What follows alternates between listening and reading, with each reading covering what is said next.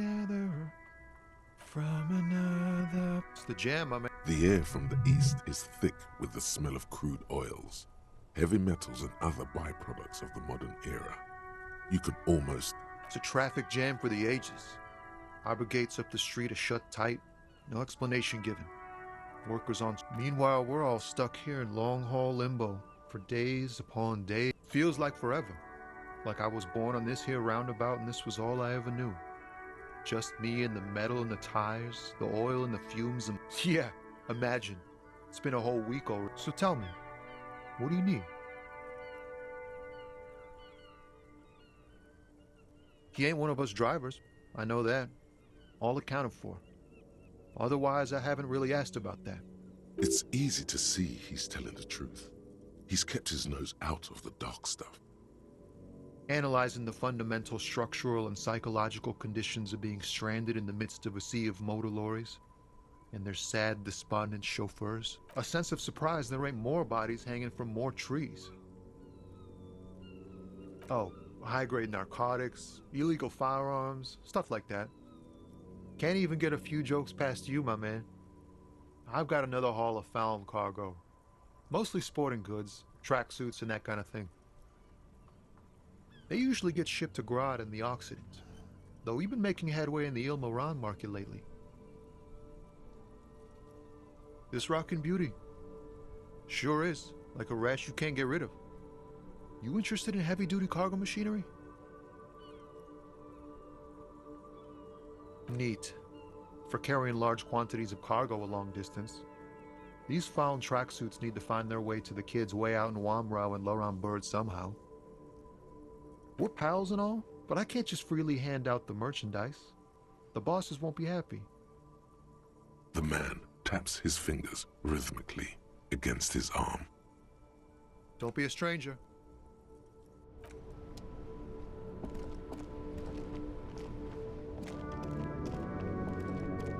Before you stands a motor carriage. The bodywork is covered in blue and white livery, bearing the number 57. Vapor emanates from the large engine on the back of the vehicle.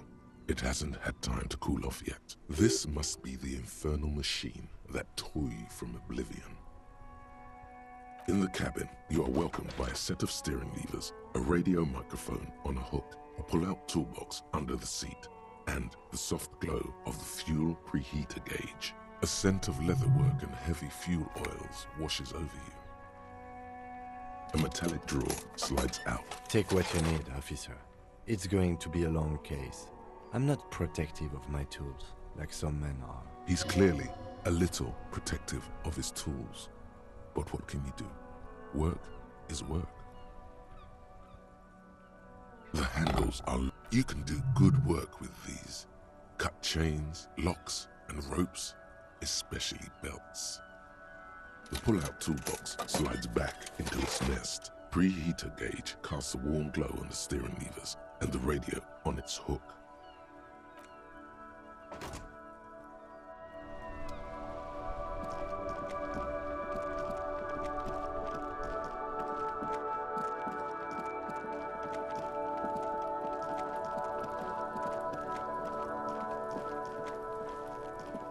The man before you is naked, but for a pair of underpants. Of course. You have questions, don't you?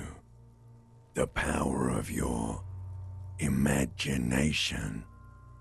Come back later, Corpo. Amuse yourself with my frank manners and my memento mori features. If possible, also.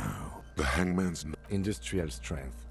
Yes, it looks like they use whatever was on hand, paying no attention to not incriminating themselves.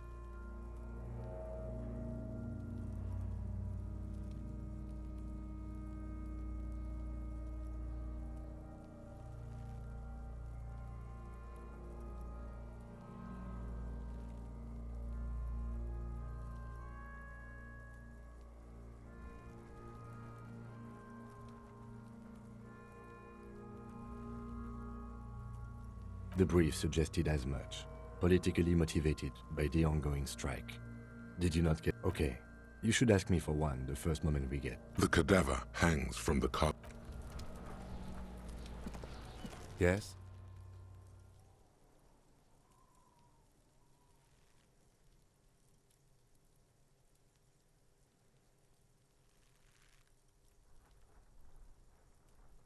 No response. He just arches his brow.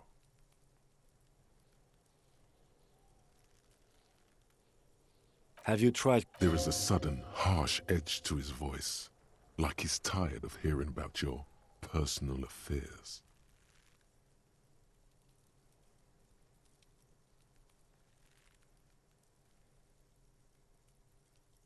Focus on other people's troubles, not your own.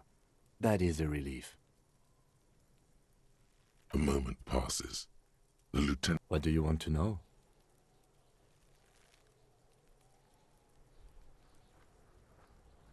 Good.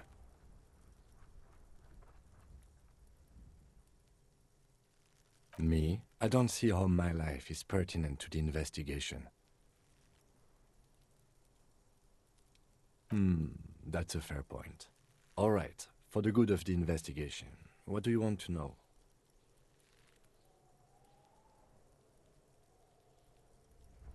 What do you mean? I have no idea what you're talking about. I can't say that it does, no. When I need to The lieutenant... You're super lucid, yet psychedelic. You don't need office supplies to connect to your nervous system. Good.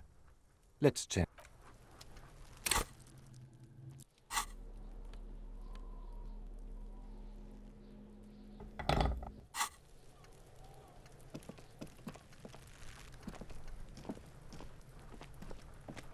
The man before you is naked.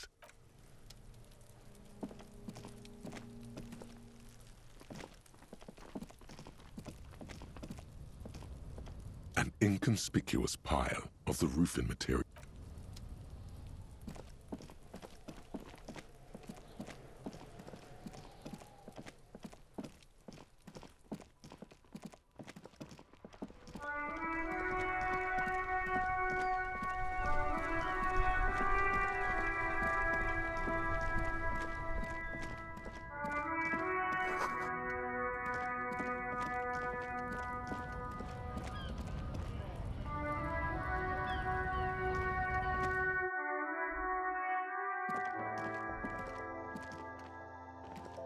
Welcome to Frit. Feel free to look around or something. What's that magazine she's reading?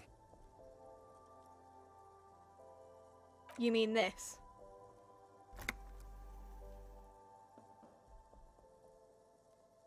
This is Pop Stars. It's got, like, famous people in it. It's not for sale. Looks like it also has something called Police de la Mode, featured on page 34. This speaks to you.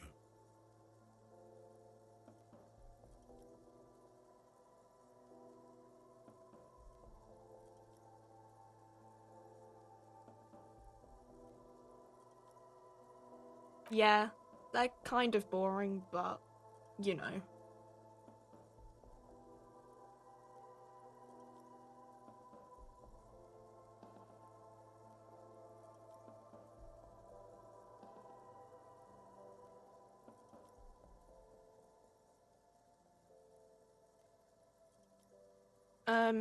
Okay. I don't really know anything. I mean, I know it's there, but I haven't seen it, so not really. No. I didn't know him at all. No need to worry. It's just standard procedure for us to ask around. If you hear anything, let us know, okay? Okay. Uh-huh.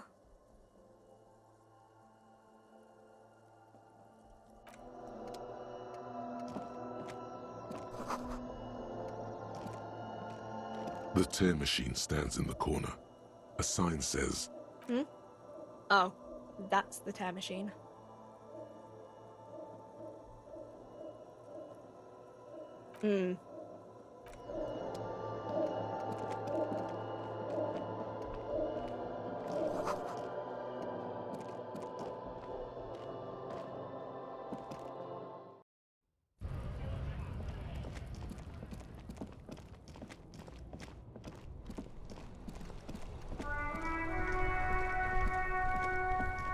Inside, you see a set of steering levers, a radio microphone, a pull-out toolbox, and the soft glow of the fuel preheater gauge. A metallic drawer slides out from under the seat and clicks into place. The tools inside are... The pry bar feels useful for opening all sorts of doors and lids. The pull-out toolbox slides back.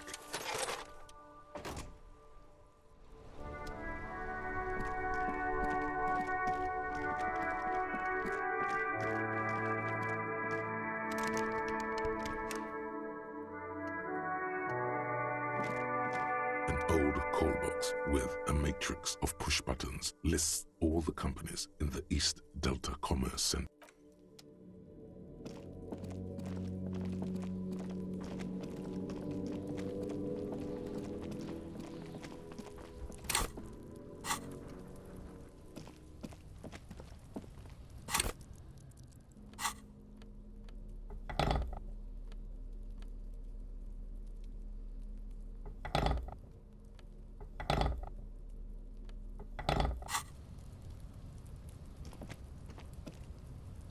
An inconspicuous pile of the roofing material, Eternite.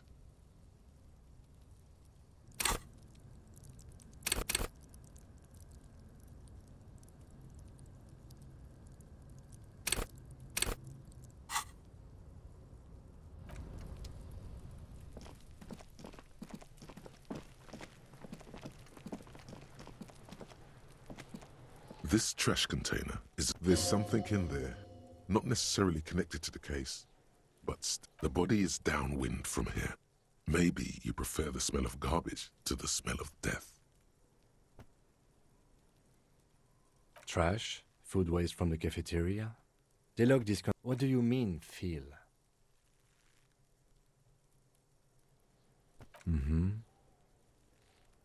We could try using a pry bar. The one you took from my motor carriage, or...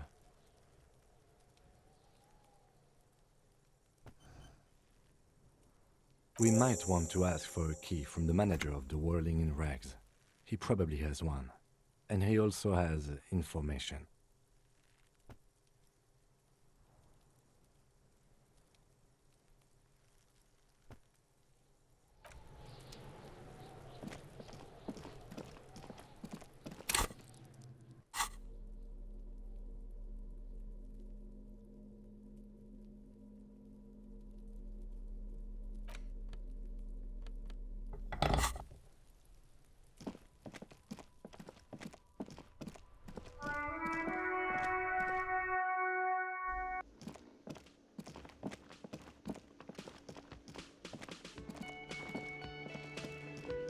Real? Damn, your feet thought we got away.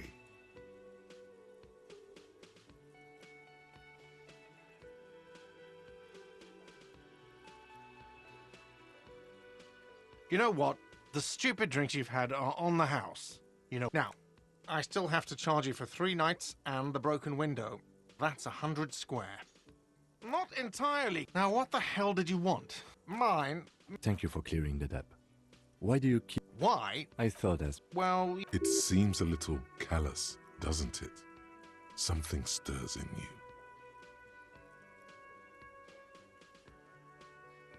Prod at him and find out.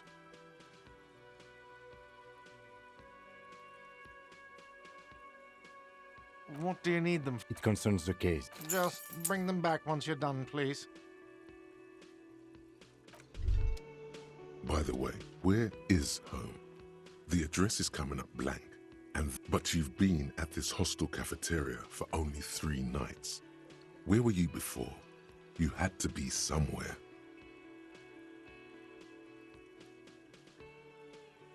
In time or space? That doesn't sound like somewhere you can stay if you run out of money. Entertain the thought when you get the time.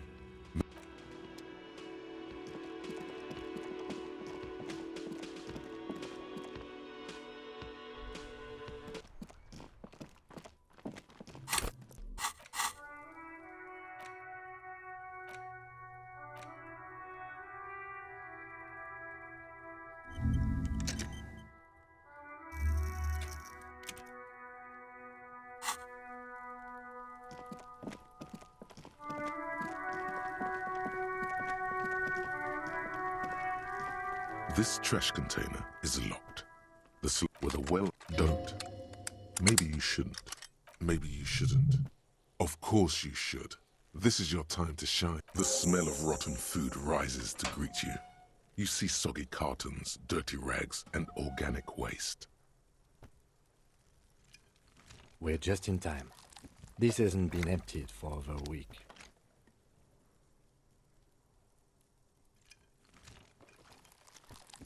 You see, you've done this before. The movements are recorded in your elbows, the methodology in your fingers. You're used to. A box falls into pieces in your hands. Baptiste Soleil cereal. Among the as the leg, are these the victim's clothes? The smell is not nearly as bad as the cadaver.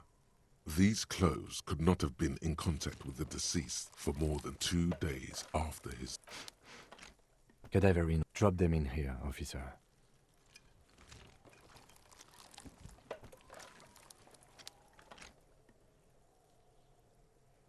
Guitar marked blue jeans, pockets, and the belt is missing.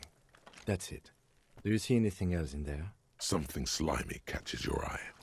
A drab, long-sleeved shirt, olive-colored. This is a military-type overgarment. No label or serial number. This is the kind of rib-knit shirt that's worn over light armor to conceal it in an urban scenario. Anything more?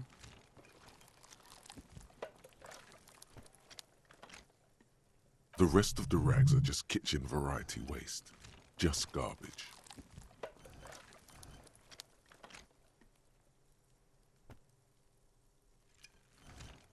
All right. We should go to Gart again and ask if he knows who put the clothes in the trash. It could be as simple as someone from the hostel cleaning the yard. Or that one. I'd advise against confronting that force.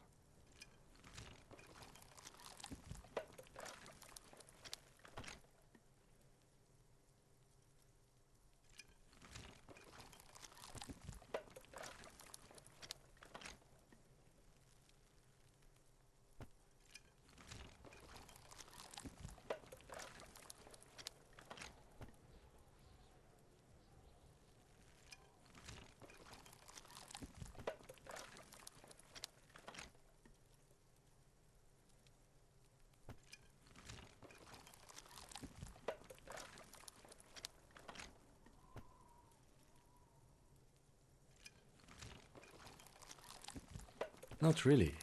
All we know is the victim's clothes are in the trash, the lid was locked, and his establishment had the key. It's just a small loose thread.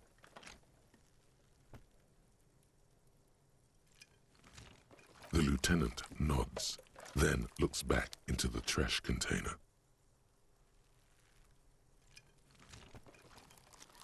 It's just organic waste. Cold nothing.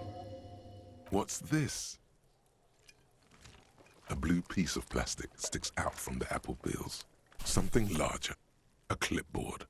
A blue plastic clipboard with moist papers hanging from it. They look bad. Officer, is that your paperwork?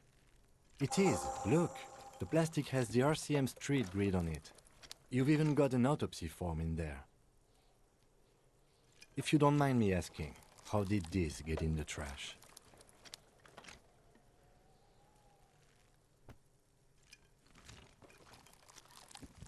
Well, lucky we found it. You should take stock of what remains, just to be sure some has not made it into the hands of the RCM's adversaries. Organized crime and the like. It would also not hurt to start taking notes on the case. Now, tell me what your eagle eyes see. Or are we finished? Some items, such as the ledger you found, are interactable. Go to your inventory. Wow. An Armistice caliber 50 knock cannon. Half wrapped in paper tissues. So shiny. It's a giant rifle, and it's very expensive. Not as expensive as that fat string of pearls snaking around the rotten banana peels, however. And is that Cordon Electric's preamp with Electra F2 tubes? It is. That catches quite a price. We're talking 12,000. Easy. Unless you're into hi-fi yourself. That's too bad. because none of those things are actually in there. There's just food waste and crisp wrappings. All you see is a broken mug with a racist depiction of the Yellow Man, only in its... The container sounds a muffled gong. That's one thing off the list.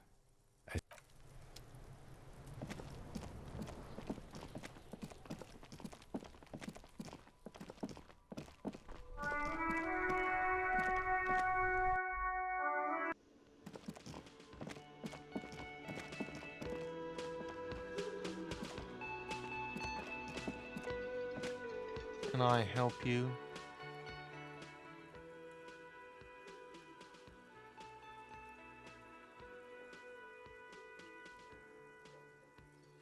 Thanks. I hope you found what you were looking for.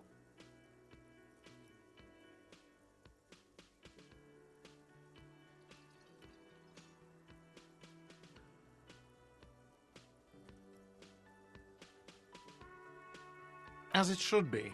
Anyway, thank you for returning my key.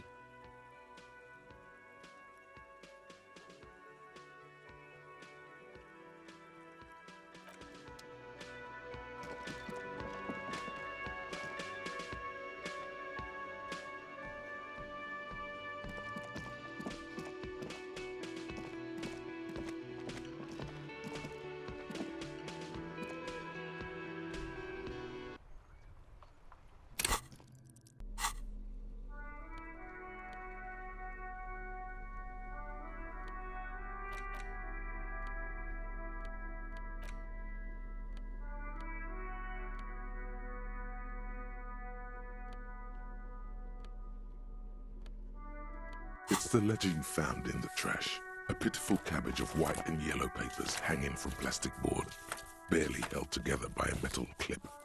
This sad display is made complete by the faint smell of urinal cleaner. There's a piece of it's a metaphor for you. Below the pathetics, terror. Do not look into its blue heart. An aluminium block runs the width of the board, biting down on the paperwork. Its crocodile teeth are the only thing keeping the papers together. A regular pencil, the tip worn down to nothing, has been attached to the clip. The surface looks like an official mark, made to be low visibility outside the right circumstances. What? That thing. It's a halogen watermark. We use it for adding information to RCM property.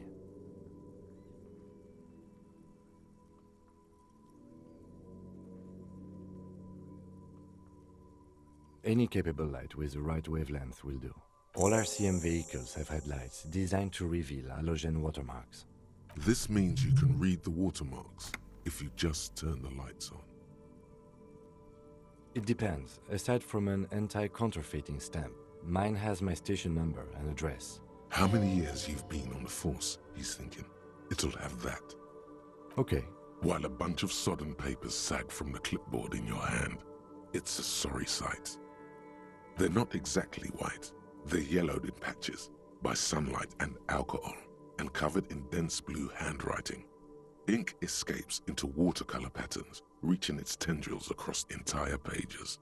The paper itself is checkered, with faint red lines forming short paragraphs. Once in a while, there's a red stamp that exclaims, "Case files commit to paper." The case files themselves are plenty. You count more than 100 sodden, crumpled up, earmarked pages falling apart in your hands. They appear to be sufficiently organized and extremely dense, if mostly illegible. Work, strife, poverty, the Jamrock Quarter. These are handwritten logs of investigations dating back to January 51, this year. The exact number is hard to estimate due to missing pages and an odd naming convention. But there are at least 20, maybe 30 cases undertaken, not completed, mind you. It's the middle of March. You have attempted 2 cases a week on average. What do you mean? Is that all?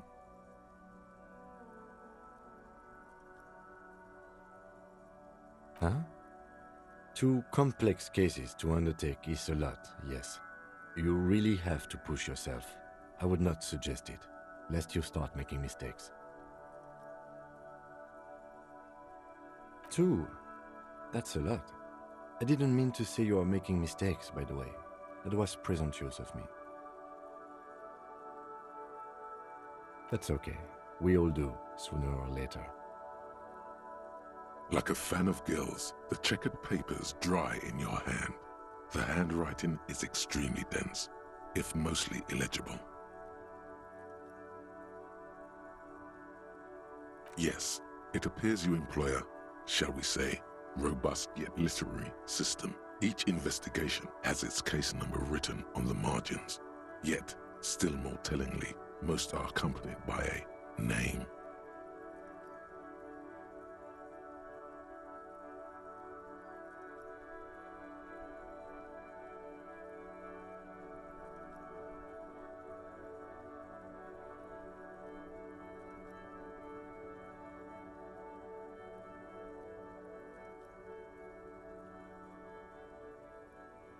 Yes, all caps.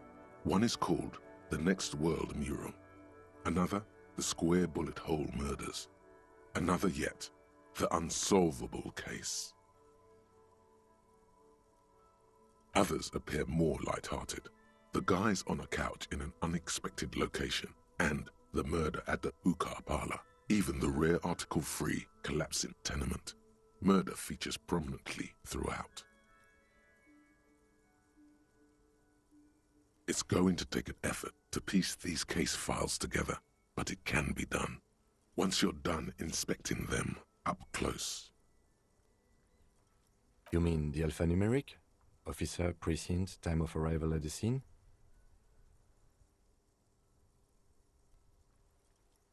Good. But do you also use the titular? Right, of course.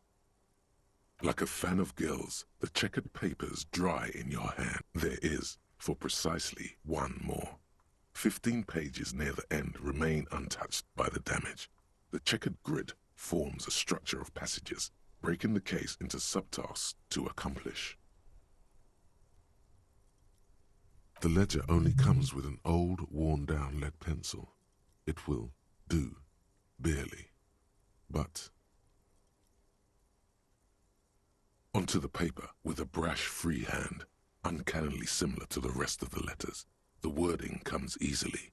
It's almost robotically simple, a language developed for mental rigor and simplicity. Inspect the victim's body. Get the body down. Interview the cafeteria manager. A satisfying slash sounds across the paper. You're done, it seems to say. And you, and you. Things to be done and things already done. The composition of reality. This is an extremely useful tool for a detective of the citizens' militia. Now all that remains is to name the case. No, actually. Any ideas? Great. That's great. That's actually what I was thinking too. The Hanged Man. Good, strong name. We have a very good name for the case now. I'm going to start calling it the Hanged Man. It's good we sorted this out. You don't exactly close them, so much as distance yourself from the smelly papers. They're a little further from your nose now. It's proving to be harder than expected. You just don't have the intellectual rigor to patch the quilt back together. Try again later. Arson, petty theft, spousal abuse, handwritten logs. You don't exactly close them, so much as a distance. In the back, you see thin, translucent copier paper. Some neon yellow, some bright red, all covered in boxes, like marching armies. These look like official forms, waiting to be filled out. Then rip them from the binder and hand them out, according to type of form. 3.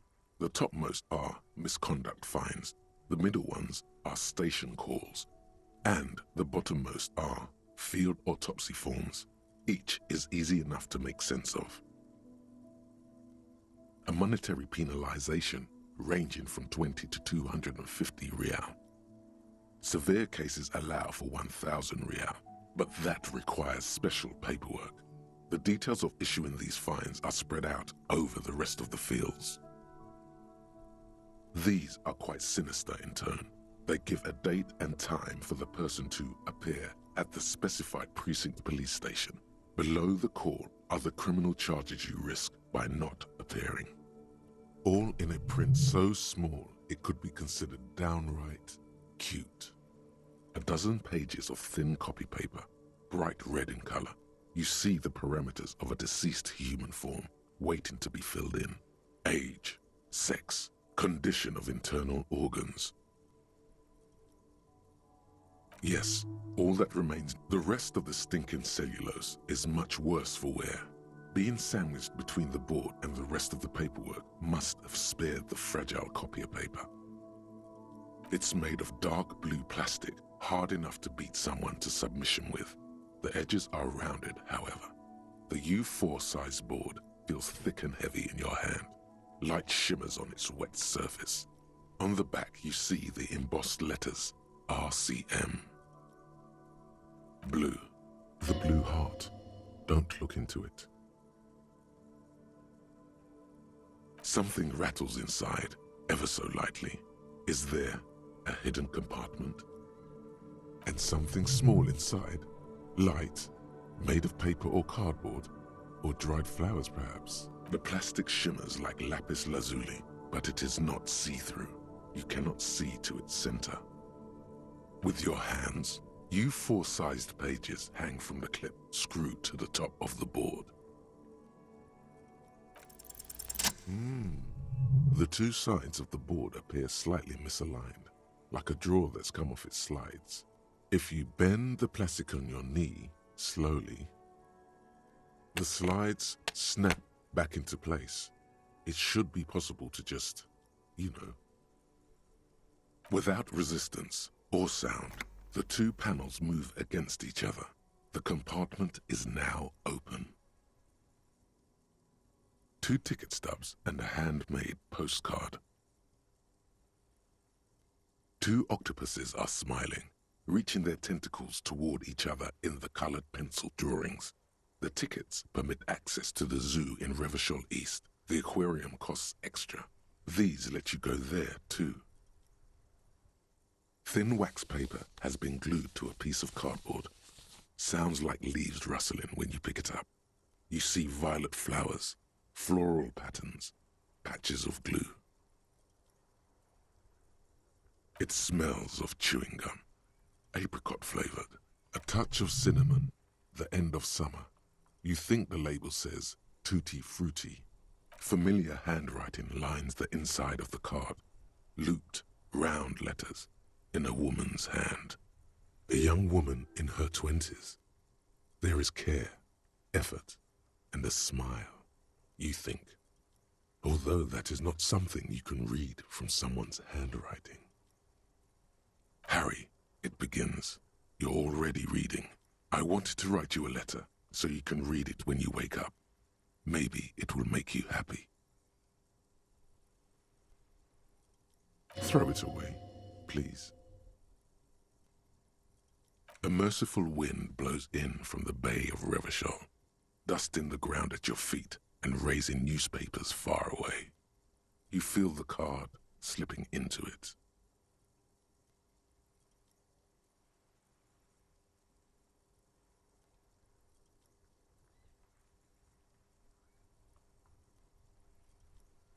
Your hands shake, holding onto it. Every morning when I step out and you're asleep behind me, it says, I find a little piece of sadness in me. I carry it in my chest down Voyager Road. Every step I take, it grows, By the time I reach the fuel station, it has filled me entirely. I step onto the light rail and look back. Sparks fall from the bow collector. I know it will be like this until late afternoon, when I get off the 42 and walk back to you.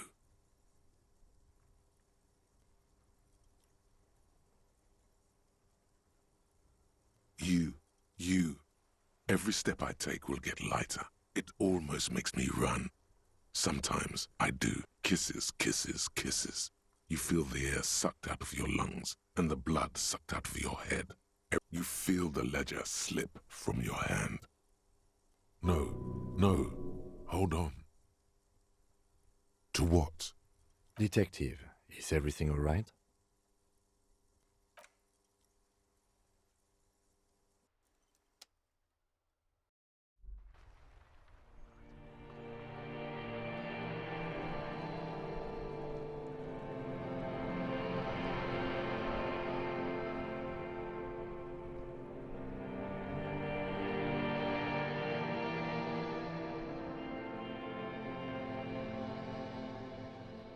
There is nothing.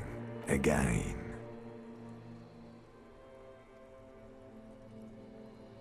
Nothing sad, brother. No treachery. Well, almost nothing. There is the ground below you. That's still there. And the small... That's me. Blue eyes. That's me. Who was what? He speaks of the sickening longing, the unwell emotion. Even in the darkness, he's grasping for it.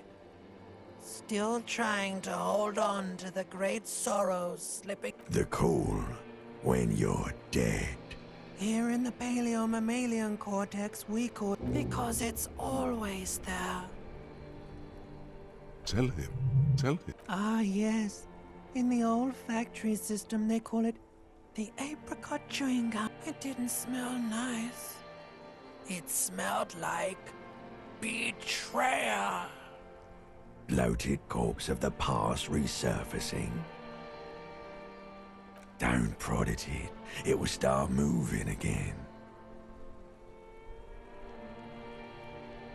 You think they would let you?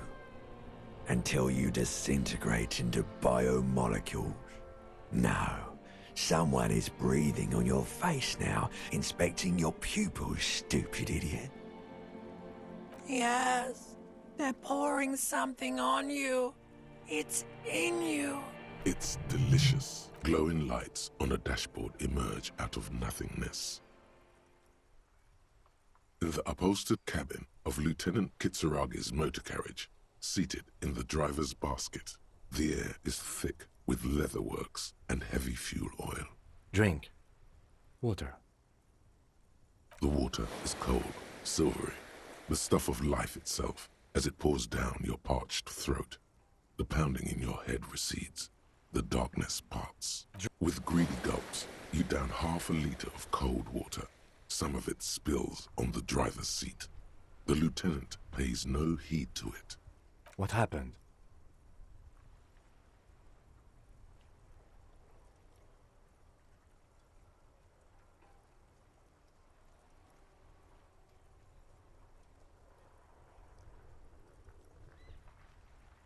That does sometimes happen. You dropped these. Are you okay to proceed? Good. The Ledger of Failure and Hatred is a special item that can be used both.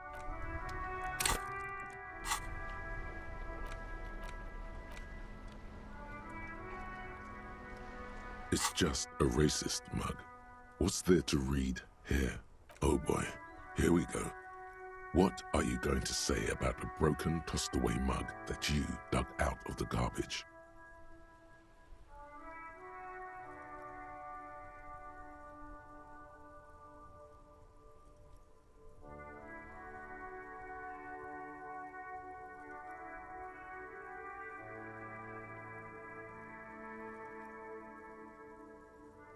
So again, you dug it out of the trash. Why? It wasn't going to... And intricate web of blue lines stretches across. It almost looks like the electronic patterns inside a radio computer or an old filament memory for you to discover. Gone.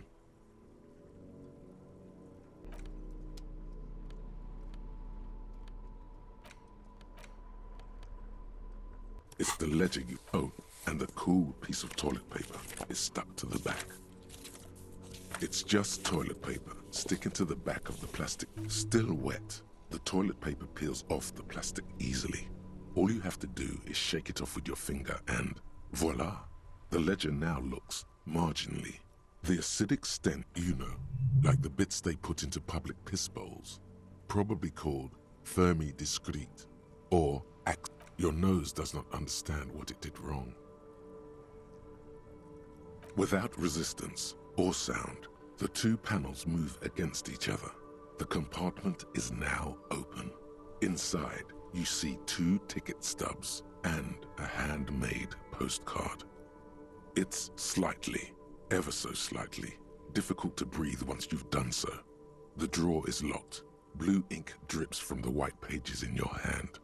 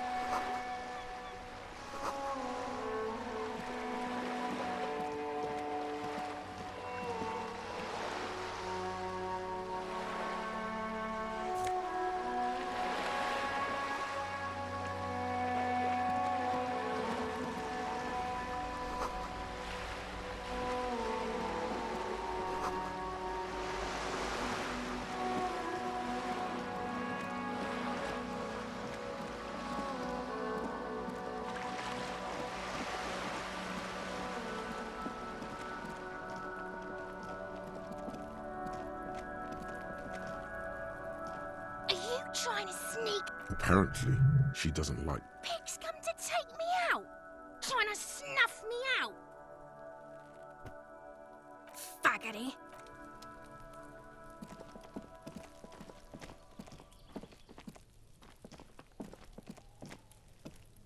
There must be another way into the building.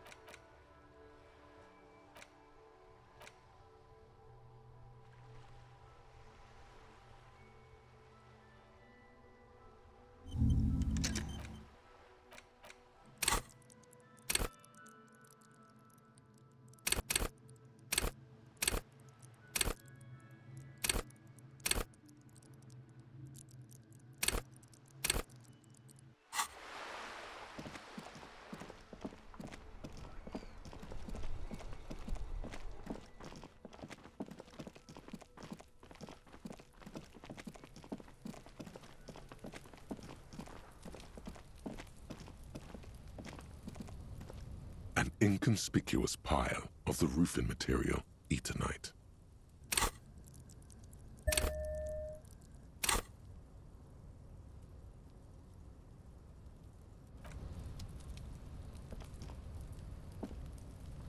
An inconspicuous pile of the... Because there's a secret... There it is.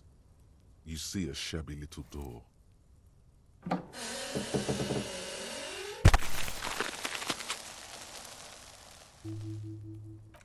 What is this then?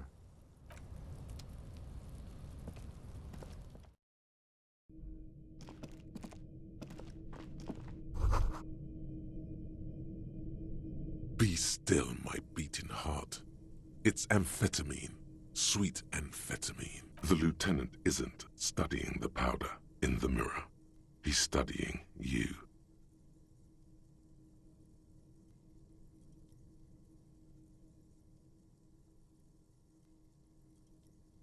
Perhaps not.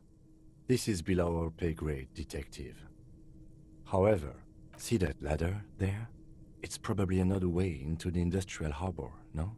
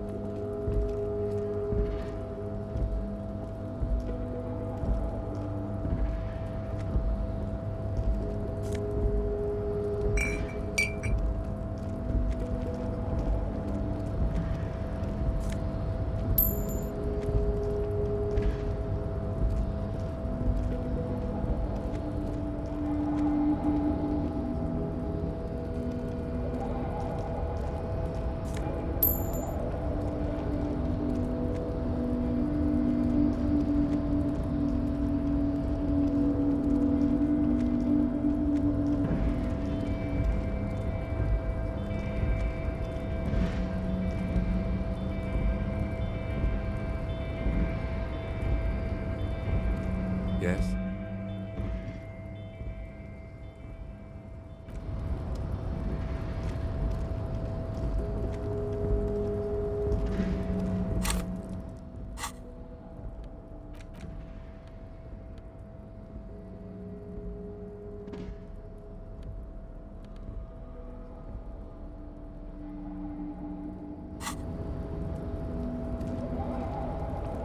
Looks like someone left his tarpaulin cloak hanging on the railing here.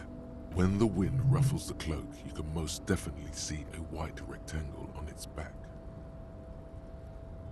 Yes, it's probably yours. It bears the RCM insignia. You could probably make the jump. You look like you've done some track and field in your day.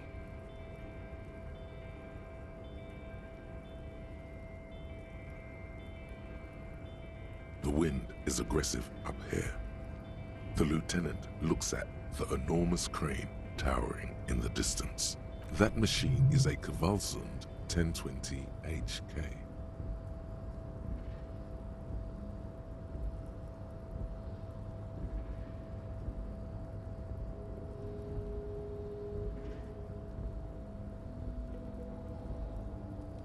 His eyes traced the crane's contour, as if... Yes.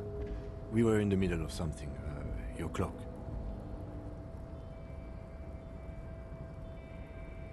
The cloak? I do think it's yours, yes. As to whether you should go for it? Well, it doesn't seem too dangerous. 2 meters... The wind is aggressive up here. The lieutenant looks at the enormous... That machine... Is it? Qualzone makes a lot of heavy equipment. But I digress. We were focusing on your cloak here.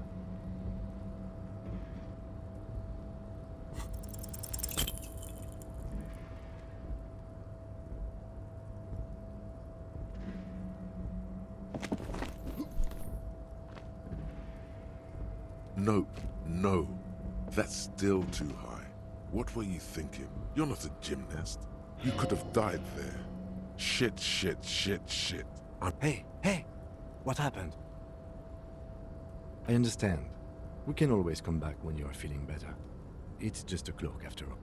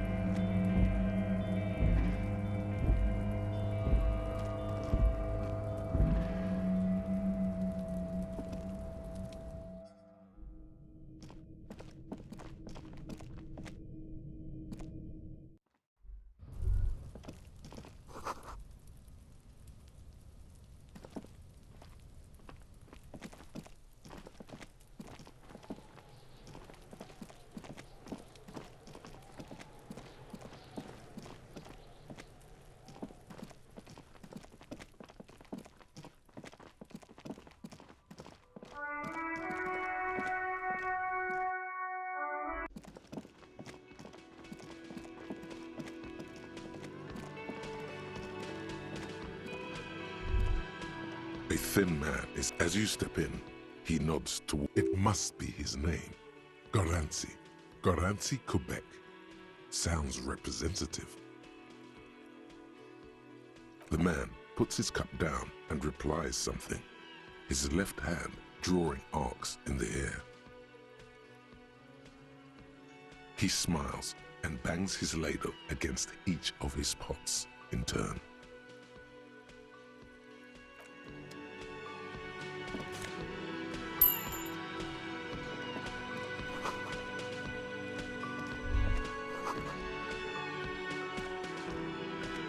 You see a heavy steel door with... You immediately feel drawn to the color.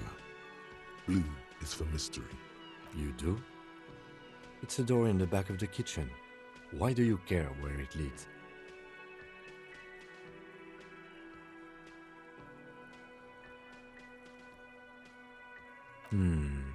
Yes. I suppose it's worth seeing. Gart is the person to ask about this. The cafeteria manager. The cobalt blue's old cobalt paint. The door does not.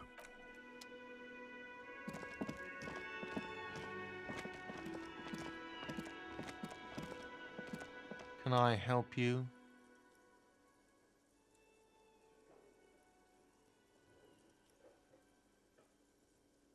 What thing? Oh, yes, that door, sure. There's nothing mysterious about it. It's just a door. No, I don't have a key. I don't know how to get there. Or some boring storage space with a bunch of old... He's attempting to maintain an air of indifference. It's absolutely not convincing. Fine, okay, a little. But my job doesn't leave me time for wondering about one locked door in one of the cafeterias I manage. So I haven't opened it. I have cleaned the whole place 100 times over, though, after the animals. Yes, not the whole damn you. They come here in the evenings. We should find out who this Lord faction is, occupying the booth. Loudness means talkative, and we need info.